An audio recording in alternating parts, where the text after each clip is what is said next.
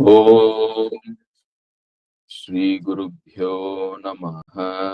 हरिः ॐ। ॐ नमः श्रीयतिराजाय विवेकानन्दसूरये सच्चित्सुखस्वरूपाय स्वामिने तापहारिणे। ॐ. Dear devotees, we have seen how Swami Vivekananda, after having trained by Sri Ramakrishna, after the Mahasamadhi of Sri Ramakrishna, went around India and met various people and saw India as a first-hand experience. And what he saw was that this great country, the cradle of human civilization for several centuries, was at its lowest point, full of poverty, hunger, disease, caste discrimination, people not having any confidence, and at that time also being overwhelmed by the Islamic invasions and following that colonialism, and the entire the Hindu culture, the Sanatana Dharma, which was serving humanity as the spiritual fountain, was on the verge of collapse, being completely wiped off initially by the economical superpowers, by systematic looting of all the wealth from India, and later by cultural transformation. So the West was trying to, so already Islamization was attempted, but India it could not happen, and now Europeanization or modernization Westernization was being attempted, and it was almost being successful. And the world was about to lose the Indian culture, just as it had lost so many other civilizations. Many civilizations, like the pre-Christian European civilization, the Egyptian civilization, the Mesopotamian, Greek, Roman. So many civilizations had been wiped off. Now they are only in the museums. And the grand Indian civilization was also almost on the verge of going there. And that was the time when Sri Ramakrishna came and Swami Vivekananda came. And that this entire civilization has survived and has got rejuvenated, just as several times before. Whenever a similar situation happened, the Lord had come, and great saints and great seers had come, and this was one more attempt, and once more the world was blessed with great people and the civilization survived. And that is the story which we are seeing. And we saw that, having gone through the entire length and breadth of India, he sat at the foot of India at Kanyakumari, facing the mainland, and meditated upon how to rejuvenate this great civilization, how to rejuvenate this great culture, how to rejuvenate Sanatana Dharma and this great country. And he struck up various plans. Before his mind's eye opened up the past, present, and future of India, and he devised a plan.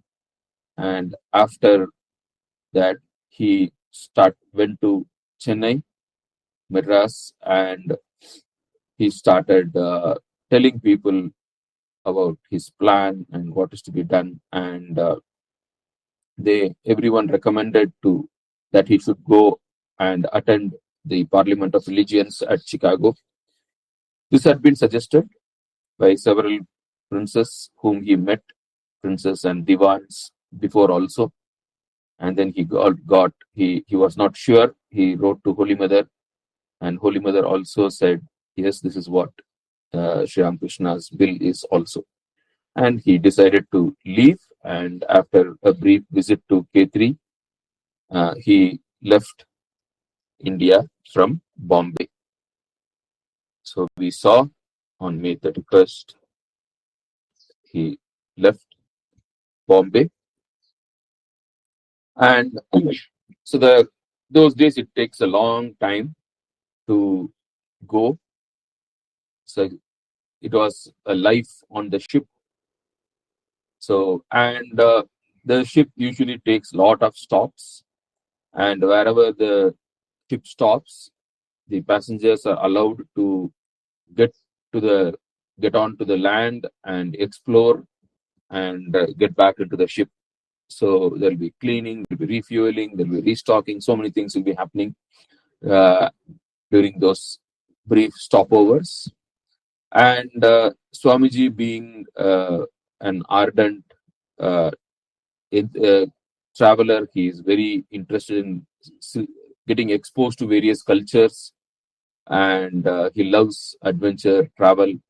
So he visited a lot of places on the way. And from Bombay, the first stop was in Colombo, and he got down in Colombo, visited Ceylon, the various temples of the Buddha. He learned, and then the next stop was Penang, then Malaya, so then Singapore, Hong Kong, and all these places he got down, saw, went around to the local place and learned a lot about the history and the culture of all these places. Of course, he had read about them earlier, but then this was his first-hand experience of all these places, and he uh, he has written beautiful memoirs of all these visits, and also he used to write letters to back. So from the ship, you can, because it takes a long time, you can actually write letters from the ship and post it, and it will go back to wherever, whichever address you have addressed to. So he used to write back to Baranagor, and he used to write back to Pramadadas Mitra and Alasinga Perumal, all these people back from wherever he was traveling.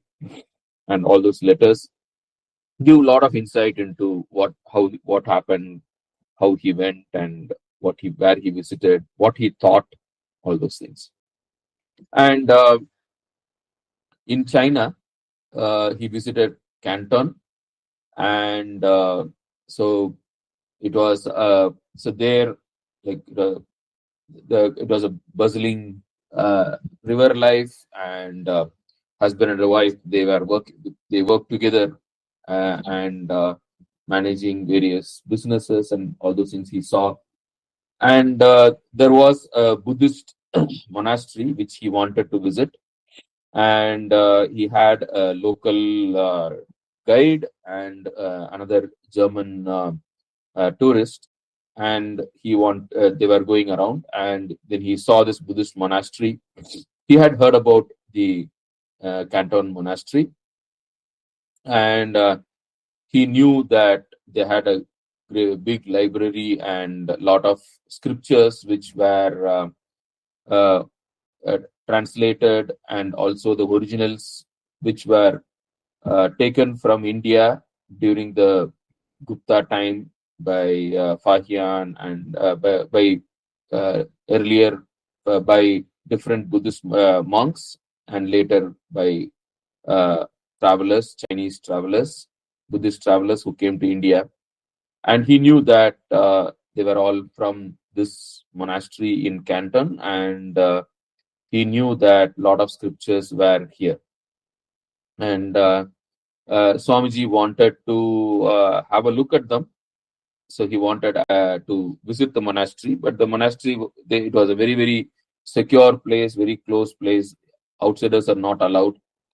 So the guide told Swamiji and the other tourists that no, like this is not allowed for visitors, and they will beat you. Anyone who comes in, they beat them. And but Swamiji said, like, no, like I am a sannyasi, so they should be allowing me. There should not be any problem. And so reluctantly, the guide took them near into the gate, and they saw from a distance uh, another Buddhist monk was coming running to chase them out, carrying a stick. And seeing this, the guide and the other tourist, they ran away. Just before running, Swamiji asked the guide, "What is the Cantonese for Indian yogi?" And he told. And then Swamiji stood there and then shouted, "Indian yogi, I'm an Indian yogi." And seeing Swamiji's Girwa cloth, and he's saying he's an Indian yogi, the two people who came with the stick, they bowed down, they fell at his feet. He blessed them, and they asked him for an amulet. And Swamiji got a piece of paper from them, wrote Sanskrit mantra Om, and he gave it to them, tied to a thread, and gave it to them. They were very happy. And Swamiji spoke to them in Sanskrit. He told them that he wanted to visit the library and look at the manuscripts. And they were very happy to host an Indian sannyasi, a scholar who could speak fluent Sanskrit. And they took him in and they introduced him to the head of the monastery. The head of the monastery was very happy to meet someone from India, because they revere India a lot, because Buddha is from India. So Indian sannyasis were revered a lot, and they took him to the library and they gave him access to the manuscripts. And Swamiji went through the manuscripts and he found that the original manuscripts which were brought in from India, they were in a language called Ardha Magadhi, which was the language spoken at that time during the time of Buddha. And Ardha Magadhi is which was the language common to Bengal and Bihar during that time. And as Swamiji could read Ardha Magadhi because the script was very close to Bengali, and because the language itself was pretty close to Sanskrit and Bengali, he was able to understand also. So Swamiji always had a suspicion that Buddha did not teach in Pali, and Pali was a later language, but Buddha must have taught in some other language which was before Pali in that regions. And looking at these manuscripts and all these things, Swamiji was convinced that Buddha spoke Ardha Magadhi, and the original manuscripts were there, and Swamiji was very happy to go through them and see them and read them. And Swamiji has made a statement that today the world is believing that Buddha spoke Pali, but when more research is done, we'll understand that Buddha spoke in Ardha Magadhi. And still it has not happened. Let us see what happens in the future.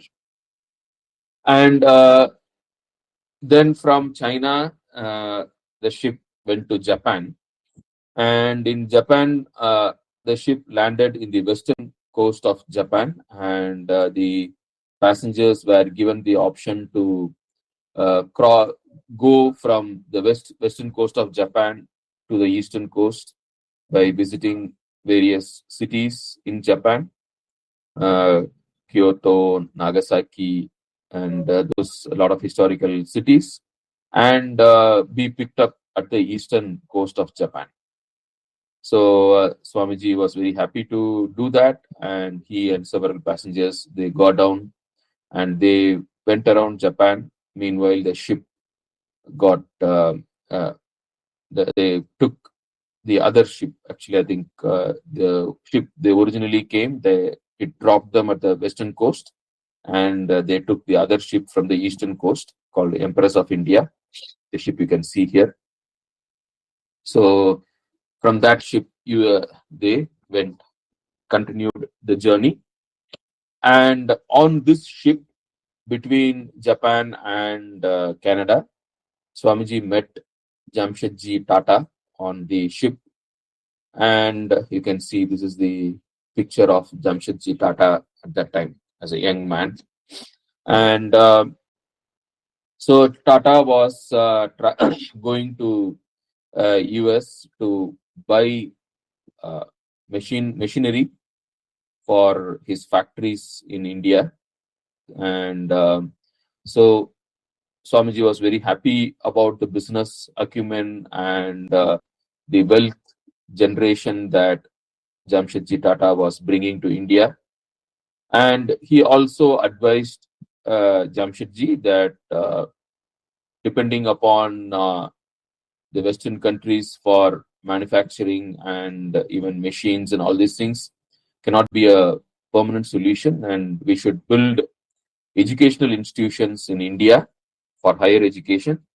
And these days, like those are the days when for higher education, everyone had to go to Europe and America. So Swamiji told Jamshedji that he should also start an institution of higher education in India. And Tata was convinced about it. He said, okay, he will look into it.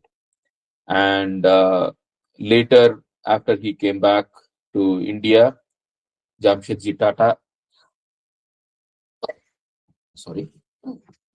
he started the Tata Institute in Bangalore, which is now the Indian Institute of Science.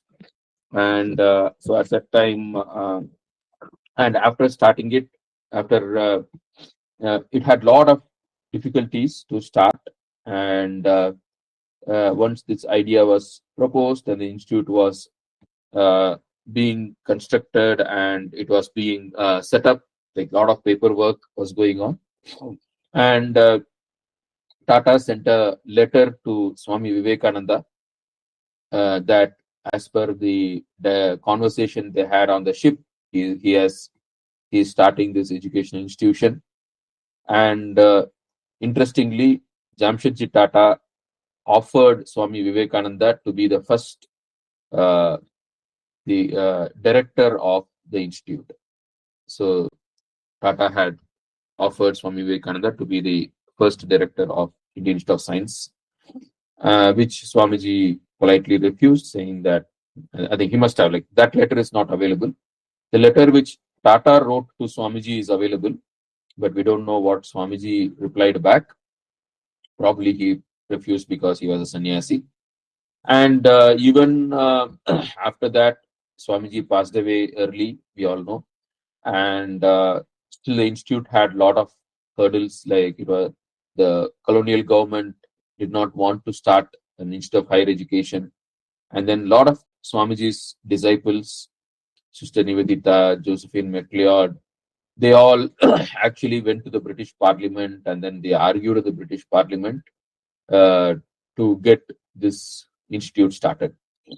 So the Indian Institute of Science, like right from the original idea, it was Swami Vivekananda which he put into Tata, and after that, many of Swamiji's disciples worked hard to get the bill approved in the British Parliament to start this institute.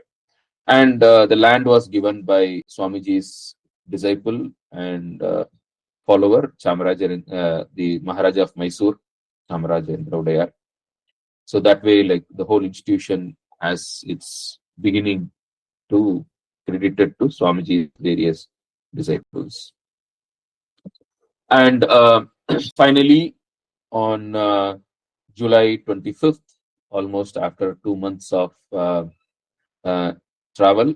The ship arrived at Vancouver, and it was Canada is very cold, and even in July it was pretty cold.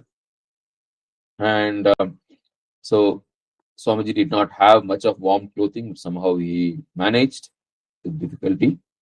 And from Vancouver, he went by train to Chicago through from Vancouver, Winnipeg, and from the west coast of Canada to the east coast of US.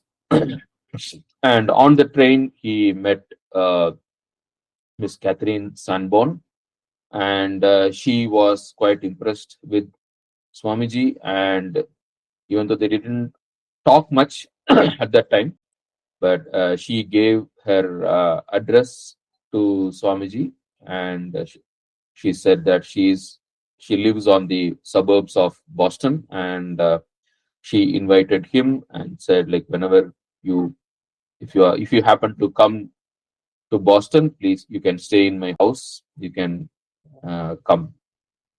She had given an open invitation to Swamiji, and so Swamiji traveled by the train and reached Chicago, and there he checked into a hotel, and he visited the fair of Chicago.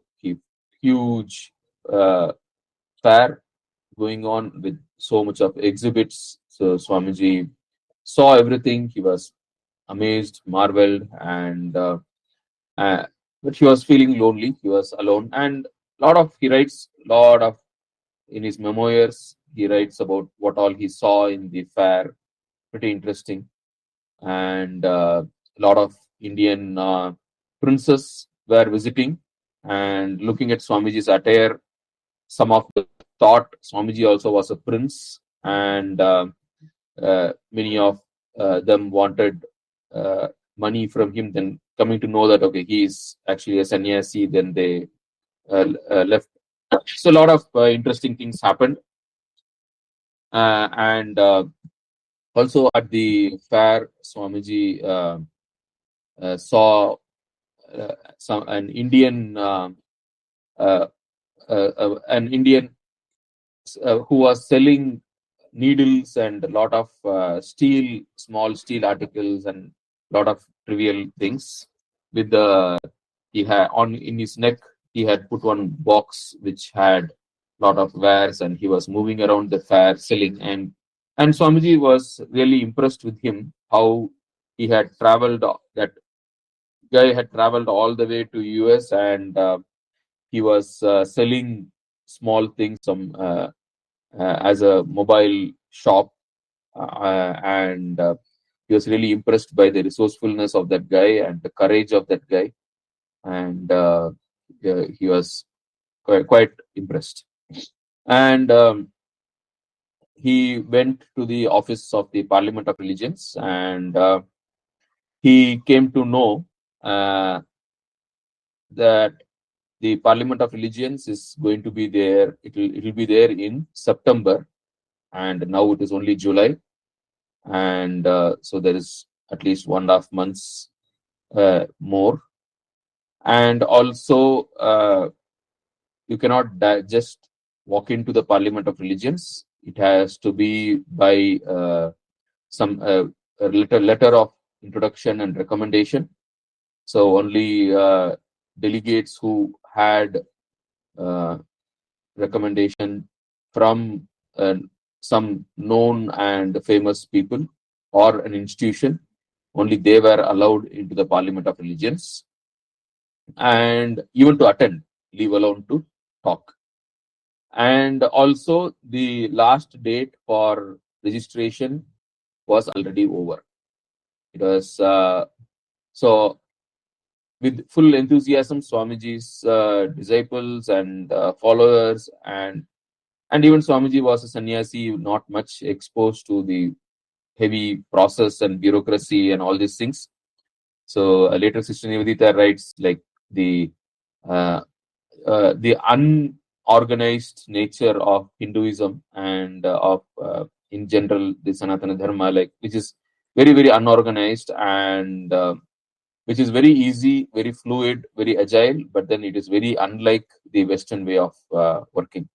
So she cites this as one of the examples, like how uh, without any recommendation, any registration, Swamiji just heard about there is a Parliament of Religions and just goes there and expects to be given a slot to speak there on behalf of Hinduism. Like she says, like how could even someone think of it?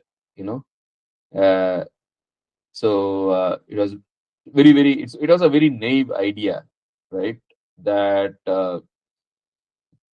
expecting that at a world level conference at this without any introduction, just being expected to just go there and speak. So it was a very audacious thought, and Sita Nivedita like writes about it, and she says like it was unbelievable.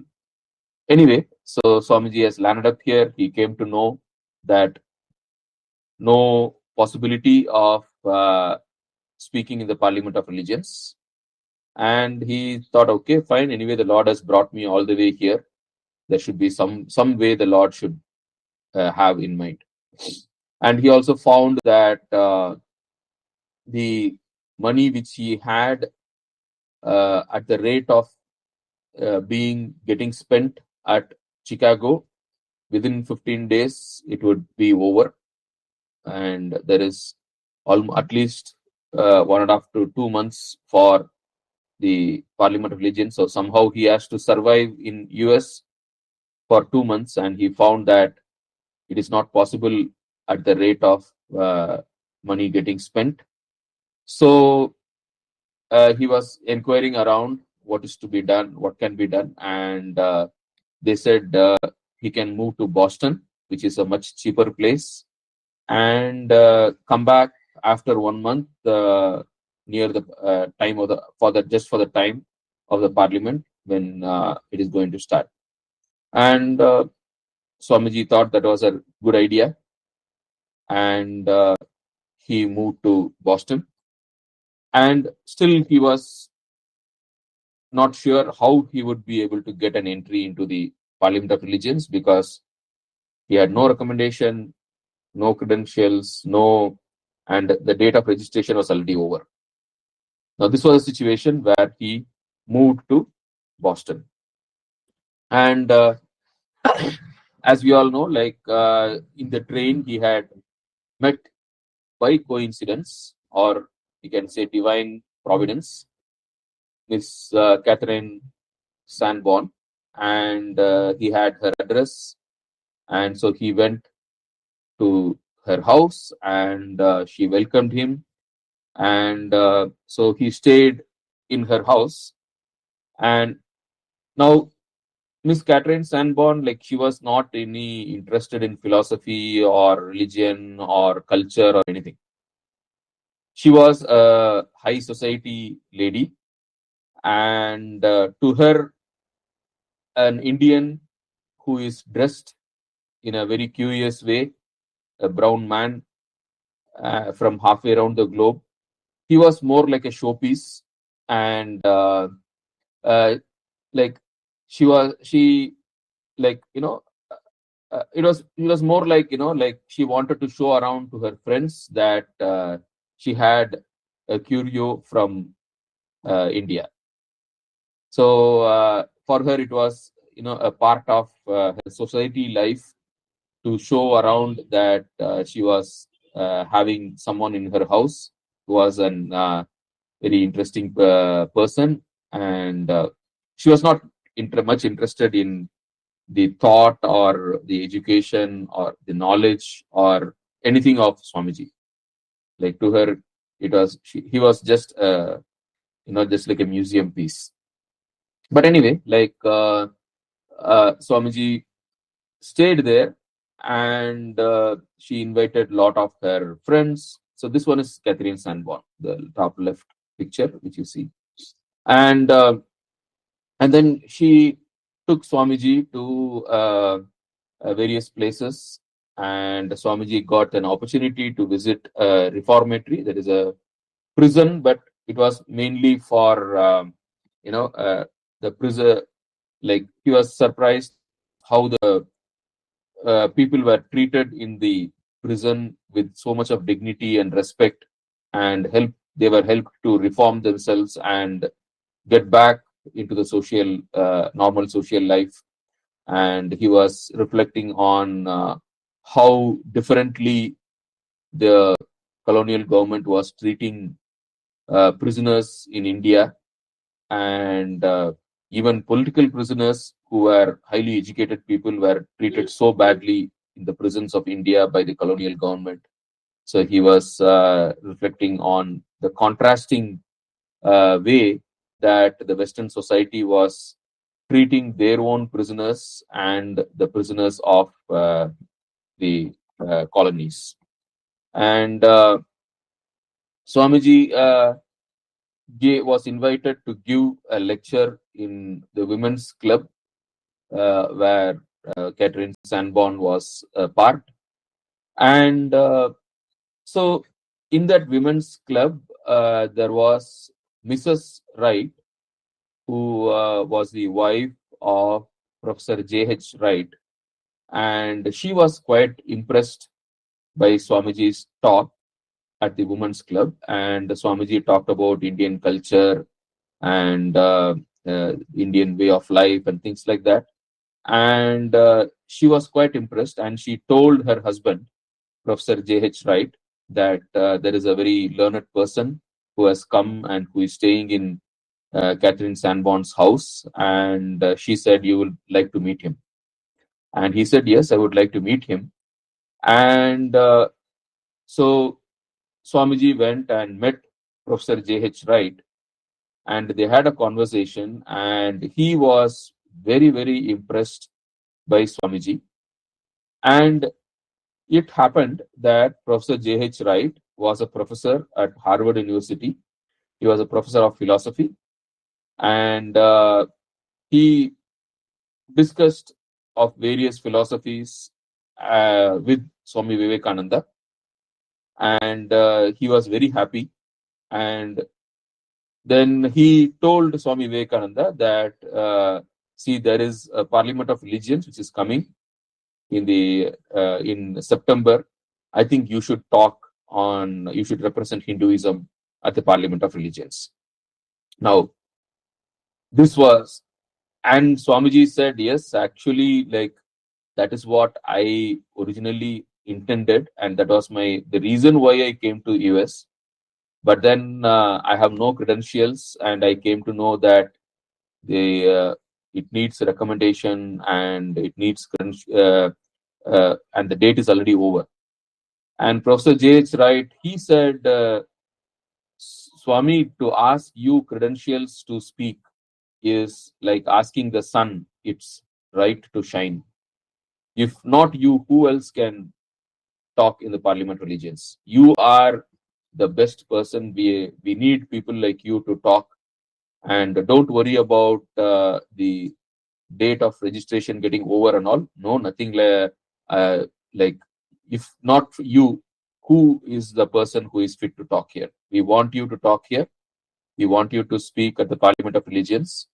And he said that the person who is organizing, the chief, the main person who is heading the organization committee of the Parliament of Religions, Mr. Dr. Barrows, he said, Professor Barrows is my close friend, and he wrote a letter of introduction to Barrows, Barrows, and he, in that letter of introduction, he wrote, "Here is a man who is more learned than all our Harvard professors put together." So that is a letter of introduction which Professor J.H. Wright, the professor of philosophy in Harvard University, he wrote, and he wrote 2 copies of the letter, and one letter he directly posted to Barrows. asking Barrows to include Swami Vivekananda as a delegate to represent Hinduism in the Parliament of Religions. And another letter, a copy of the letter he gave to Swami Vivekananda and told him, like, you take this with you when you go to Chicago. So now Swamiji's place is secured in the Parliament of Religions, and in a very miraculous way, right? So this is Professor J.H. Wright. You see here this picture. And so after staying for a month or more in Boston, around the 9th of September, Swamiji traveled to Chicago, and his friends by the time he had formed a very good circle of friends in Boston. Apart from Catherine Sanborn, like, there were others in Boston who were very much interested in listening to Swamiji and his knowledge and all that. So all of them they collected some money, and because Swamiji had left much of it in the hotel in Chicago itself. So he was not very much used to the ways of the West. So the 3 boxes which were packed and given by the Maharaja of Khetri and all his followers from India, like, they were all in Chicago. In the hotel said, like, it will keep it safely for him, and he can take only whatever he wants to Boston with him. And it never occurred to Swamiji that he should carry a lot of money. So he took some money and came to Boston, but then he underestimated, and so he was running short of money. And the people in Boston, his friends, the newly formed friends in Boston, they collected some money and they gave to Swamiji along with the letter of recommendation, into the letter of introduction, and money, everything they gave to him and put him on a train to Chicago. And Swamiji was in the train, and Chicago had multiple stations, and the final Chicago station was the city where it is the posh city with all the where he was supposed to get down. But then Swamiji was confused, disoriented, new place, and so he when the train reached the one station before his final station, he saw that he was lost in his thoughts, and suddenly he saw that someone had flicked everything of his belongings. Whatever he had brought with him, someone had stolen it off, and the money which he had, the letter of introduction, whatever belongings he had, the clothes, everything was gone. He was alone, without anything, just the clothes which he was wearing. And actually, it did not occur to Swamiji that money and letter of introduction and all these things, he should actually carry it on his person and should not keep it in the baggage. Like, he was not used to traveling like this. He was used to traveling as a sannyasi, without any money, without anything, like. But then he was not used to traveling like an ordinary person, where like, so today if you are traveling to Europe or anywhere, or even within India, your basic things like passport, Aadhaar card, mobile phone, cash, all these things you would carry it on your person, right?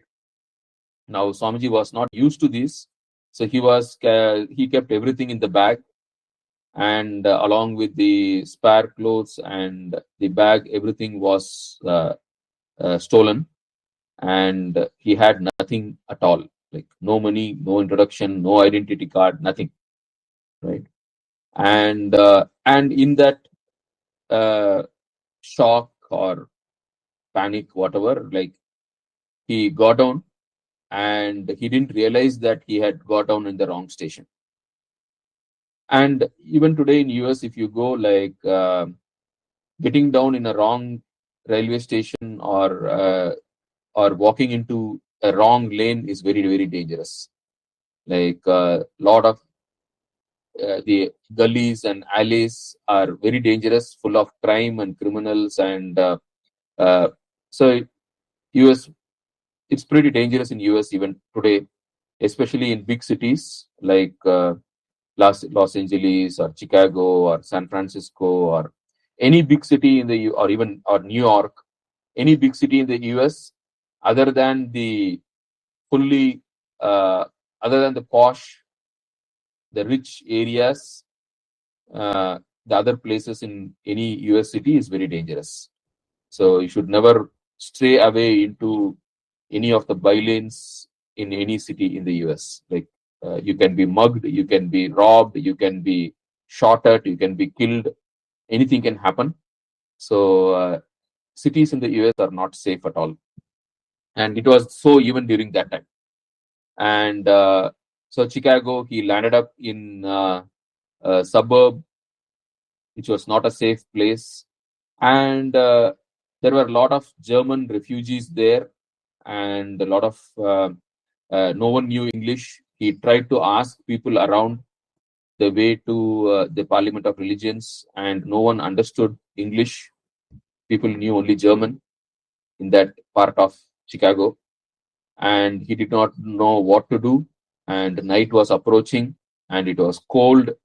He had no clothes, no extra clothes, and so he saw a empty railway goods wagon, and like he had to find some shelter somewhere to sleep in the night. So he just went, and in that wagon, the wagon's floor was covered with straw. Straw is a good insulator of cold, of heat. So it was slightly warmer. So he slept off in that box car, it is called. So some places, some pictures, they misrepresent this as if Swami Vivekananda slept in a box. No, it is a box car, which is basically the American word for a goods carriage. So he slept in an empty goods carriage on the straw spread on the floor of the carriage. This was again a very risky thing to do. Like if some train had some engine had just took the goods box, the goods carriage somewhere else, Swamiji would have again got lost, right? Like it was already September 9th. And so Swamiji was very naive, and he slept there in that goods carriage, and luckily no train towed it somewhere else. Next day morning, he woke up, and he had slept on the straw. So straw was sticking all over his clothes and on his turban everywhere, and unshaven with stubble on his face, hungry, and he tottered out of the box car, trying to figure out where he is, what to do. And he was looking around what to do. And last time when he was at Chicago, he knew that there was a lake, big lake nearby, near the Parliament of Religions and those regions. So being a sannyasi who had lived alone in the wild, traveled alone for a long time, he could sniff the air, and he could feel that there was moisture in the air from a particular direction, and then he started walking towards the direction of moisture in the air. And so he walked in that direction, and by his experience with nature, he was able to reach the lake. and he took some water, drank some water from the lake, and so still hungry, but at least not thirsty.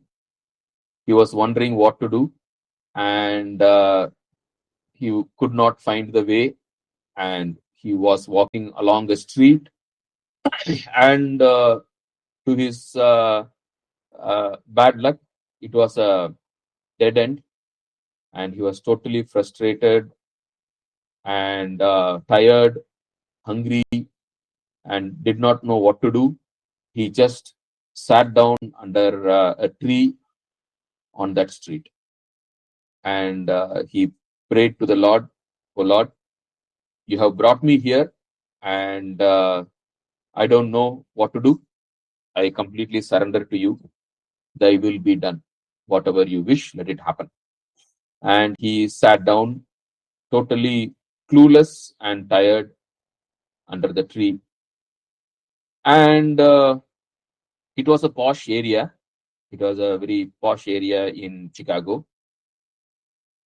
And when Swamiji surrendered to the Lord like this, the house, the door of the house opposite to where he was sitting on one side, under a tree on one side of the road. Across the street, on the other side, the door of that house opened, and a lady, a high society lady, walked down.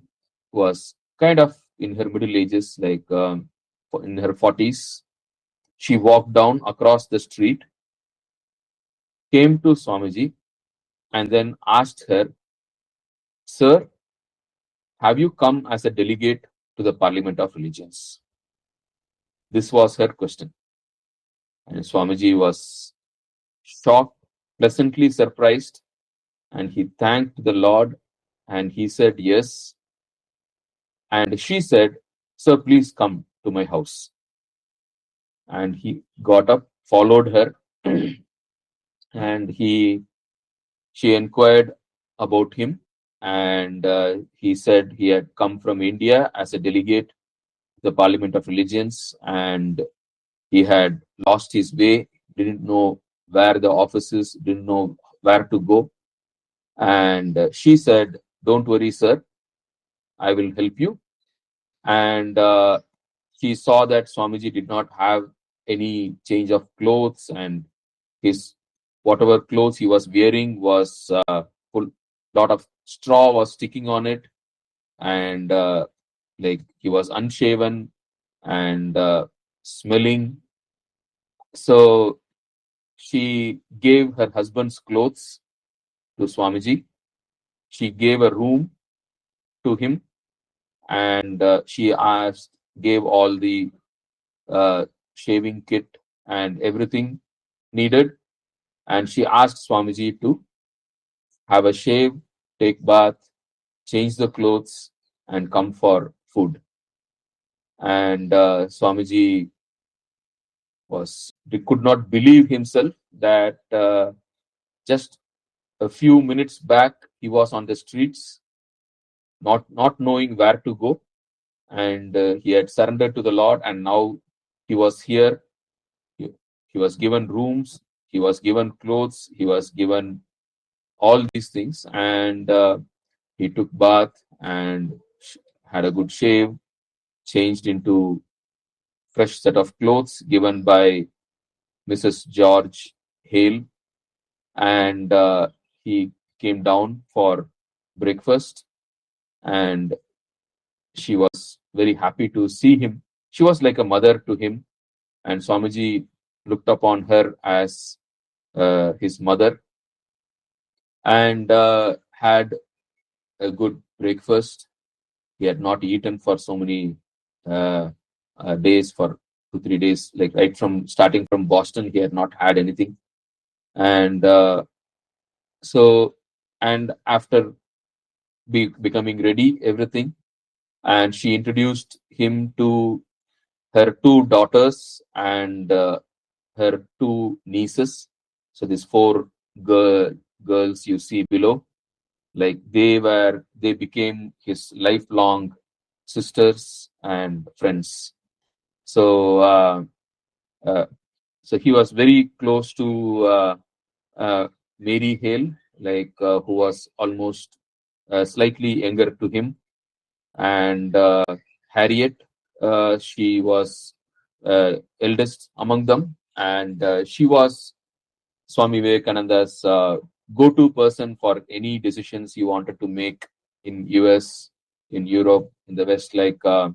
She advised him on so many things on how to live in US, about the society, about the culture, about the customs. Like she was like a sister to him, and with all four of them, he had a very close friendship, and they were his first sisters in US. And similarly, like all through his stay in US and Europe, we'll find that lot of ladies consider him as their own brother or son, and they helped him. And Swamiji was very, very thankful to the great mothers of US, he used to call them. And so she, once Swamiji had got ready and had breakfast, she took Swamiji to the office of the Parliament of Religions, which was just walking distance from here. Because they were in a few blocks away, and she took him there and got him registered. And luckily, Professor J.H. Wright had already mailed one copy of letter of introduction and uh, to the office of the Parliament of Religions, to Barrows. So they were actually waiting for Swamiji. They were wondering where he was, and they had made all arrangements for his stay, everything. So when he went there, he already saw that his name was already there, registered as an esteemed delegate, because of the glowing remarks and introduction by Professor J.H. Wright. And they were in fact searching for him. And when he went there, like, they were very happy to have found him again, because it was just 2 days for the Parliament of Religions. Already it was September 10th, and next day was the Parliament of Religions, and they were worried that they had not found him yet. All the other delegates were already there. So and they had already arranged for his stay at the house of Mr. Lyon, whose house was also nearby. And so they requested Swamiji to move to Mr. Lyon's house from uh, Mr. Hale's house. And so Mr. Hale and Mrs. Hale, they also said, yeah, like, you move there, and once the Parliament, so they had arranged for the 1 week. The Parliament of Religions was a 1 week affair, and for 1 week they had arranged stay at Mr. Lyon's house. And the Hale families asked him to said, like, yeah, you can stay there, and after 1 week you can move back to our house. And they told him that their house was always open to Swamiji. He can come and stay here for as long as he wants. So Swamiji moved to Mr. Lyon's house, and so there, Mrs. Lyon, so that is the arrangement made by the Parliament Committee, that different houses in the high society of Chicago, they were requested to provide accommodation for the delegates, and the different delegates were assigned to different houses, so that they can be treated and taken care of with much care, instead of staying in the hotel. So Mrs. Lyon, she was surprised that an Indian was assigned to them, and she went and told her husband. And because they had no problem, Mr. and Mrs. Lyon had no problem, and they were really happy to accommodate Swamiji. But that evening, her relatives were coming, and they were Southerners. The southern part of US, they were quite conservative and very pretty, steeped in fundamental Christian values. And so she was worried that if they would be happy to that an Oriental person was staying in their house. And Mr. Lyon said, okay, he will talk to the guest and then decide. And he uh, came down and talked to Swamiji. And then within 10 minutes of talking to Swamiji, he went back to Mrs. Lyon and said, we have got a beautiful, wonderful guest. He is so cultured, so educated, so knowledgeable, and I want him to be our guest. And if your relatives are not happy staying with an Oriental person in the same house, they can find somewhere else to stay. I am not going to let this person stay anywhere else. He is going to be in our house only. This was the impression Mr. Lyon had just by talking 10 minutes with Swamiji. And luckily, the other guests, the relatives of Mrs. Lyon, also were quite impressed with Swamiji. They did not have any problem staying with him. The Swamiji was very accommodative. He never rubbed people on the wrong sides. If someone was had very deep religious values, like he never disturbed others' beliefs or others' culture. Like he was quite accommodative, and he never disturbed anyone else' beliefs. So people were quite comfortable with Swamiji, and he stayed there. And the next day, on September 11th, 1893, the Parliament of Religions started, and so it was addressed. The opening address was given by Dr. Barrows. It was at the Art Institute in Chicago. There were representatives from various religions, and so from India itself, there were several representatives. So there was Virachand Gandhi, who represented Jainism, and then there was a Buddhist monk who represented Buddhism. And then Theosophical Society had sent a delegate.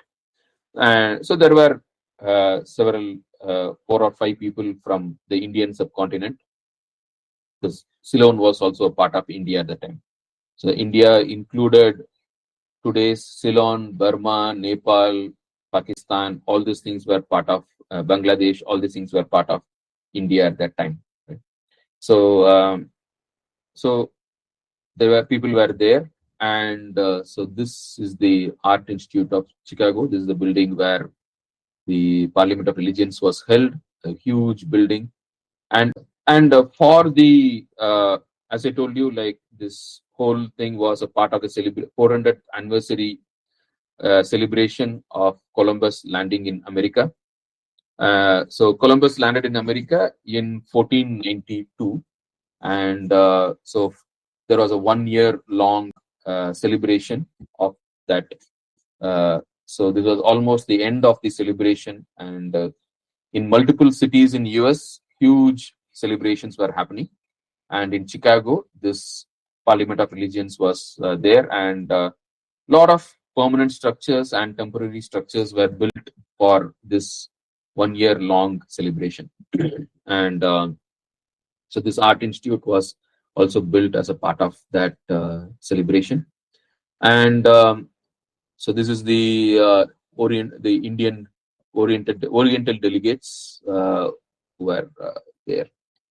And so the on the first day, this was the opening ceremony of the Parliament of Religions. All the delegates were asked to give a very short response to the invitation, and so they were turn by turn. Each one was asked to speak. Swamiji was very nervous. He was shivering and sweating. He was not used to giving such a huge talk. It was a hall where there were 7,000 people in the audience, and the best of the Eastern and Western cultures of the world, the best of religion and philosophy were there on the stage as delegates. And Swamiji was here. Like he had never spoken in public much. He had very less previous experience talking to the public, and so it was something very new to him. He was nervous, and when they asked, when his turn came, he politely told them like to postpone it, like he will talk later. And so multiple times he was asked, and then he declined, and then finally uh, he could not postpone it anymore, and he had to speak up, and he came up, and he worshipped Saraswati, and he spoke, and his first words were the famous words we all know: sisters and brothers of America.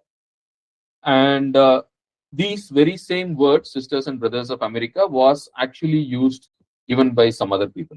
Like if you see the proceeds of the Parliament of Religions, a lot of people addressed as ladies and gentlemen, and some people addressed sisters and brothers, and some people addressed sisters and brothers of America. So it was not something new that Swamiji was addressing. But then Swamiji was so full of emotion, feeling, and genuine love that when he addressed as sisters and brothers of America, it struck a chord in the hearts of the 7,000 people who were sitting there. And they did not know what struck them. Spontaneously, everyone got up and clapped. Now, there were newspaper interviews, there were also later interviews asking the people who attended, who were present at the Parliament of Religions, asking them what happened, why there was such a huge response to Swamiji's words. And everyone said, we don't know. We don't know what happened to us. The moment he addressed sisters and brothers of America, something pulled in our heart, something made us stand and clap. And the clapping went on for 2 minutes. And after that, when they settled down, Swamiji continued to talk. And Swamiji's Chicago address, especially this first speech, is very famous, and that is something which all of us should read. And India was a colony of the British. It was a slave and very poor, no development. And but then Swamiji addressed, saying, I thank you in the name of the oldest order of monks in the world. Right? Like Swamiji was he pointed out to the world that India was the cradle of human civilization. India was at the peak of human civilization. India was the motherland of several religions. And when people of other religions all over the world were prosecuted, India was the place where they came as refugees.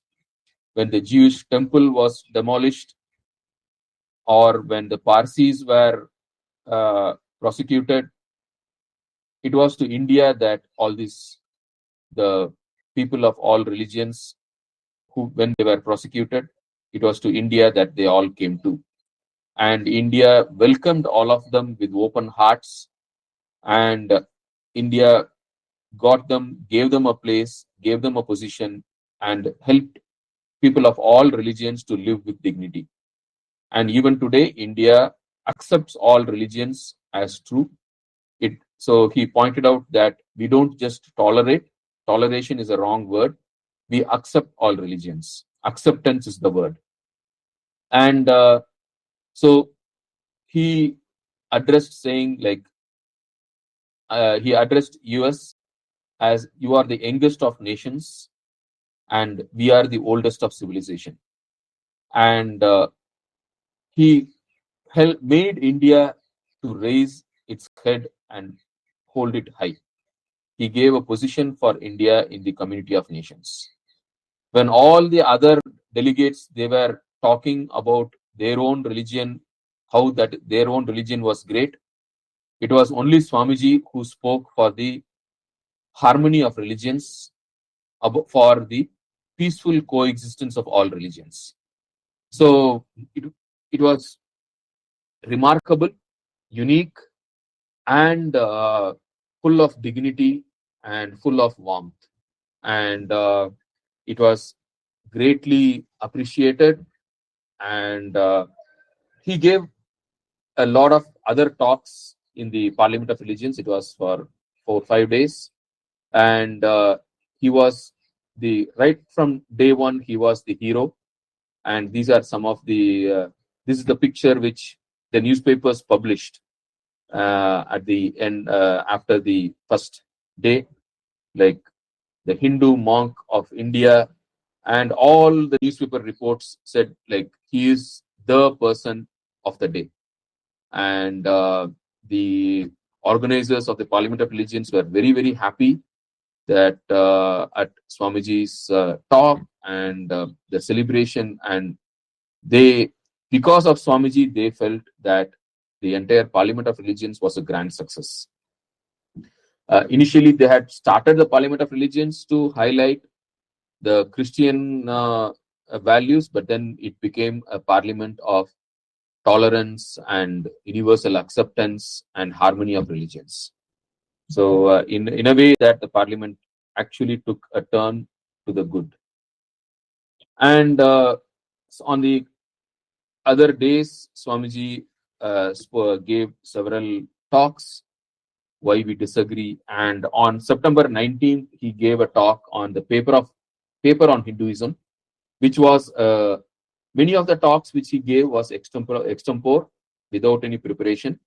But the paper on Hinduism was something which he had meticulously crafted, and he had prepared it ahead because that was the expectation from the Parliament of Religions. And it's a beautiful thesis, and it's a beautiful paper which even today is used by the Supreme Court of India as the definition of Hinduism. Like even today, like what is the definition of Hinduism? What is Hinduism? How do you define Hinduism? The paper on Hinduism by Swami Vivekananda, which was presented to the Parliament of Religions, that is considered as the official definition of Hinduism, even in the Supreme Court of India. And so Swamiji emphasized the various philosophy, psychology, and everything of India, and also emphasized the unity of mankind, unity of the soul, unity of the world, everything.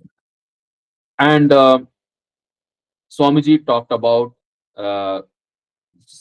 told that religion is not the crying need of India. We have enough religion. We are highly advanced in philosophy, psychology, religion, all these things. And what we need is financial support, science, technology, development. That is what India needs. And listening to Swamiji, in fact, there are reports published in the newspapers saying that we are ashamed to send missionaries to this country. And so you can read the various newspaper reports which are a part of the complete works. And the Swamiji talked about Buddhism as the fulfillment of Hinduism, because Buddhism was quite popular even during that time. And also there was a final session on September 27th, where Swamiji again gave an address calling for harmony and peace. So the whole Parliament of Religions was a grand success, uh, especially for Hinduism, for India, for Swamiji. Now we'll stop here, and what happened after the Parliament of Religions, we will continue tomorrow, God willing. Om Namah Shri Yatirajaya Vivekananda Suraye Satchit Sukhaswarupaya Swami Tapaharine. Om Tat Sat Shri Rama Arpanamastu. Jai Ram Krishna. Jai Ram Krishna.